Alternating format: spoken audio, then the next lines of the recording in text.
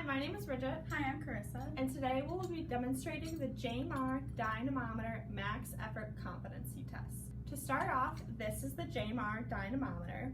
And to show you, the outside is in kilograms and the inside is in pounds. And for our sake, today we'll be measuring in pounds. The rationale for this study is to show the quantitative and objective measures of isometric muscular strength of the hand and forearm. The JMAR Dynamometer tests upper extremity static strength by clients who have sustained a trauma or an injury. This is testing static strength because the patient will be seated and not moving.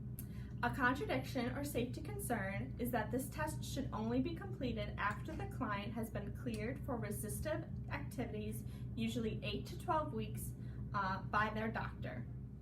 The materials required for this are the JMAR Dynamometer, the JMAR Norms reference list, and a seated chair where you can have your client be able to put their feet flat on the floor.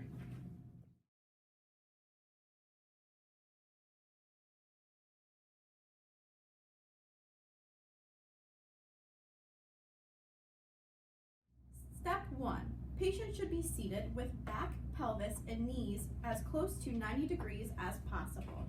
The precaution is to ensure that their feet are planted on the floor and to ensure that the patient is seated in a stable position for safety.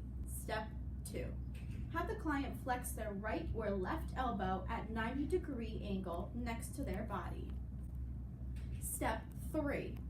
Place the forearm in a neutral position. You do not want to have the arm in supine or pronated position. Step 4. Place the wrist in a neutral position, but no more than 30 degrees of extension or 15 degrees of ulnar deviation. Step 5. Place the JMAR Dynamometer handle on either the second or the third notch. You can place it on the fourth or the fifth for bigger hands and 1 or 2 for smaller hands. So for the sake of this, we're going to place it on our third handle and we're going to lock it into place. Step 6. Place the JMAR Dynamometer in the left or the right hand, depending upon which hand you are treating that has sustained the injury. Step 7. Make sure the JMAR Dynamometer is placed at 0 before starting the test. Step 8. Instruct a client to squeeze the handle as hard as possible. As a precaution, make sure that the client doesn't drop the handle and they're keeping that hand up at 90. Step 9. Record the dial while it is still in the client's hand. 40 pounds. Making sure again that we are reading the inside for pounds and not the outside for kilograms. Step 10. You're going to reset the JMAR Dynamometer back to 0. Step 11.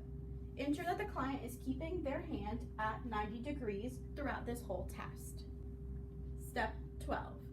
Repeat this trial 2 more times for a grand total of 3 trials, making sure that you're recording the data while it is still in their hand and setting the JMAR Dynamometer back to 0. Step 13. Calculate the average scores. So trial 1 was 40 pounds, trial 2 was 42 pounds, and trial 3 was 38 pounds. You're then going to take those and add them up to get a grand total of 120 pounds. You will then divide by 3 trials, and that will give you a total of 40 pounds. Step 14, you're going to compare it to the normative data. So we had a left-handed 20 to 24-year-old female. Okay, our average is going to be 61.0 with a standard deviation of plus or minus 13.1.